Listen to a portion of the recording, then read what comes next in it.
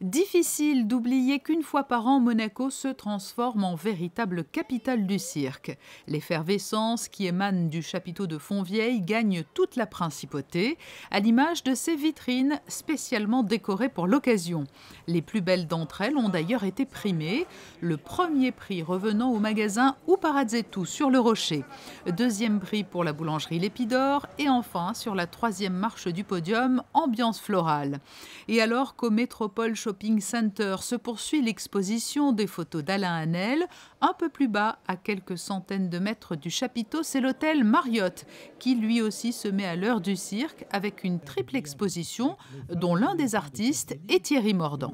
C'est vrai que c'est un sujet qui me parle, c'est un sujet surtout voilà, où il n'y a pas vraiment d'effort, c'est vrai que c'est plus un sujet passionné, où je m'y retrouve, voilà, par la diversité des sujets à traiter également. Donc voilà, je suis à l'aise avec ça. Aux côtés de Thierry Mordant, Dominique Séché et Elena Zaïka offrent eux aussi leur vision du cirque, à l'invitation de l'association monégasque des Amis du Cirque, qui pour ses 40 ans n'a pas ménagé ses efforts, entre bourses aux échanges pour les passionnés et jumelage important. On souhaite faire un jumelage avec le club du cirque français. Le club du cirque français qui, lui, est plus grand que nous par l'importance et par les âges. Il est né en 1949 et il doit comporter au moins 600 membres. Mais nous souhaitons pour le futur organiser des choses ensemble, aller voir des spectacles à l'étranger simultanément pour échanger nos impressions sur la qualité des artistes et des cirques. Ça doit être convivial, ça doit être sans barrière sociale, ça doit être multilingue aussi, puisqu'il y a beaucoup d'étrangers qui adhèrent même à la MAC. Et donc, il n'y a pas de problème linguistique. Et aussi, si vous voulez, nous sommes quelque part des faux circassiens. Nous, on est des circophiles. Les plus jeunes, eux aussi, vivent au rythme du cirque. Estelle est une petite monégasque qui a eu le privilège d'intégrer le jury junior du festival. Comme les professionnels, elle a pu voter pour l'un des numéros grâce à une banque de Monaco qui, chaque année, finance ce jury composé d'enfants venus du monde entier.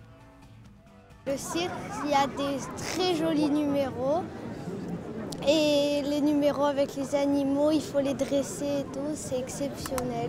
Tous les numéros, parmi tous, on va devoir en choisir un seul, celui qui nous a le plus plu. Qu'est-ce qui t'a le plus plu, toi, jusqu'à présent? Je sais pas, plein, ils sont magnifiques. Les clowns, les animaux, les éléphants. Pour nous, les enfants sont très importants. Nous les soutenons un peu partout dans le monde. Et nous sommes ravis de les accueillir ici sur ce festival à Monaco. En faire des jurys, les mettre à l'honneur, les impliquer, cela correspond tout à fait à nos objectifs.